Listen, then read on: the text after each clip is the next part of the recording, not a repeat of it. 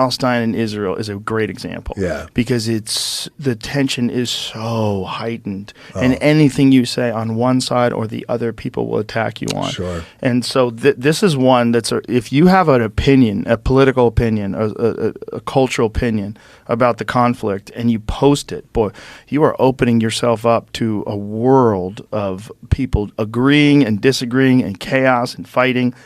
And some of those people are going to have points that make sense. Like, say if you are 100% pro-Palestine and you read something about Hamas and you read something, you go, wow, that's fucking terrible. You know, you have to be willing to say, oh, there's both things. There's the fact that they live in what's essentially an open-air prison is fucking terrible. Also, the people that are ruling them are terrorists. That's terrible too. Like, you can't ignore any aspect. This is a complicated thing. What some of the Israeli soldiers have done, some evil things to Palestine. There's videos of them shooting people. Also, what Hamas did is fucking insanely evil. Like, what has to be done to fix that? I do not know. But to pretend it's binary and to pretend it's one side good, one side bad, that seems insane. It's all bad. It's all bad. It's all fucking heartbreaking. Yeah. It's all devastating. And you're right.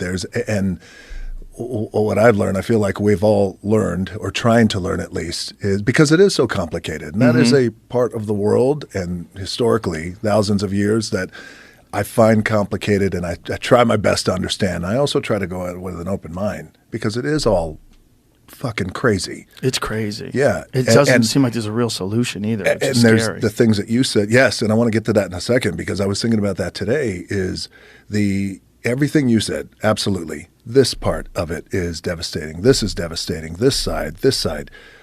The 240 hostages that still haven't come home yet. But also, where does it go? Right. Where does it go? Where does it go? That's the thing that I think really grabs my attention, because usually I think now I'm not saying a situation like this, but there's a lot of stuff that goes on where you feel like, I think this is the path to finding a resolve, or at least maybe the first steps of resolve. But in this case, I don't see it, brother. I don't know. No, I don't see it. But speaking to what we were talking about earlier, you can learn from there. That's where separating the noise from the intelligent perspectives.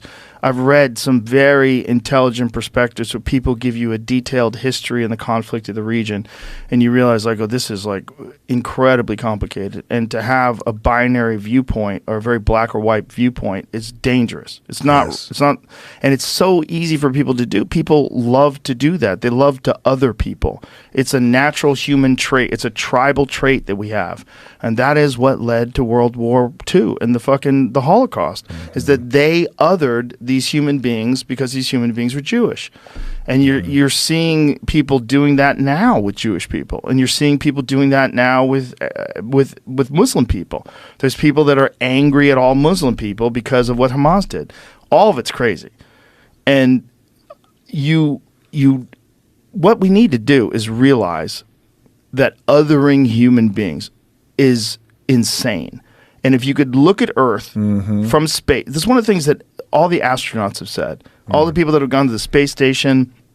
There's a moment where you are up there, when you look down on the Earth and you see this magical thing that's floating in the heavens, and you realize how insane these conflicts we have over territory, of lines in the dirt and fighting over resources, and it's so ridiculous. We are one life form. We are one gigantic superorganism that needs each other. Because, like, yes, human beings need each other. We do not survive alone. The worst thing they can do to you in prison is put you in solitary confinement. Yeah. We need each other. It's a part of what we are. We're this one gigantic group of beings that are trying to live our lives all together on this fucking magical thing that's floating through space. And we unfortunately come from tribal backgrounds. Yeah. All of us. We evolved in these small groups of hunter-gatherers thousands and thousands of years ago, and we carry that DNA still. We carry that fiercely loyal tribal DNA that allows us to look at people that aren't a part of us as something less than us. Mm-hmm. And we've got to other them. Yeah, and what I'm hoping is that as technology allows people to communicate far more freely and to translate languages more freely, and or information is going to get exchanged more freely, and it takes long time for this to happen. Yeah. But we will eventually understand each other to the point where that's way more difficult to happen.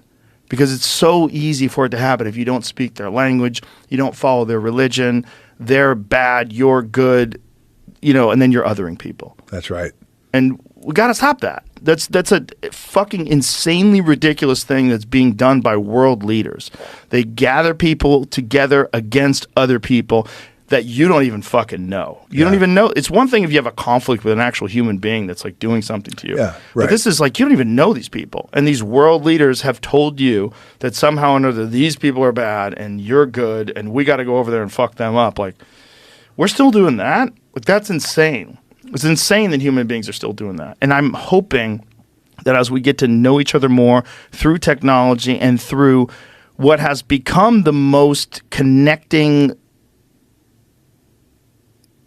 innovation, the most connecting technology ever, which is the internet. Time, yes. I'm hoping that's going to continue to evolve and connect people further and further. The problem is if it along the way it can get co-opted by governments and it can get controlled and censored, and that's the enemy. That's the enemy of all truth. That's what we can't have. We can't have that. Yes. We need to fucking ride this out and let this thing write itself out and figure out the right way to live. But it's definitely not through war. I feel like I agree with you on that. And my hope was, in the spirit and vein of what you were saying, is that riding it out, getting more information, being open to difference of opinion. Here's how I feel. How do you feel? But truly tell me a little bit more just so I can understand it. But even in that, the spirit of that, I feel like you get so much more out of that and so much benefit. But I feel like you were saying, things got to get recalibrated, man. Yeah. And I don't know, especially over there, I don't know what the end game is there. So I don't either. But I agree with you. Yeah. It's terrifying. It's terrifying because it could lead the whole world into nuclear conflict, and then civilization's over. And then we're back to caveman if we're lucky. Yeah. If we're lucky. If there's anybody left. I mean, there's a real possibility we can nuke the whole world and there's no one left except maybe some people living on an island somewhere that got lucky. Well, what's crazy is that is a possibility. Yeah. And it's happened before. Fucking wild. Well, the thing is, it's happened before with natural disasters. There was this, what was that super volcano? Was it Toba? Was that what it was? Yeah, the Toba super volcano 70,000 years ago.